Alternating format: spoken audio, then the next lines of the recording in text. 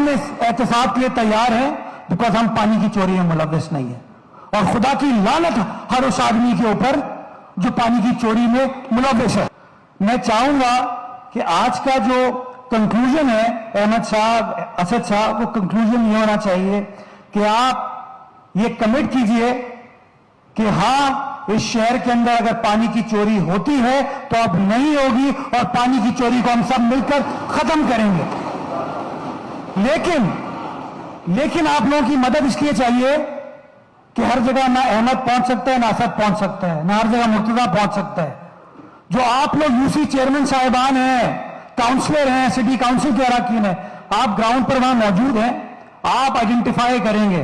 Police को जाके बताएंगे, वाटर बोर्ड को बताएंगे, मेयर को बताएंगे, सर वो कार्रवाई हुई थी, आज वापस वो हाइडेंट खुल गया, वापस कार्रवाई की जाए।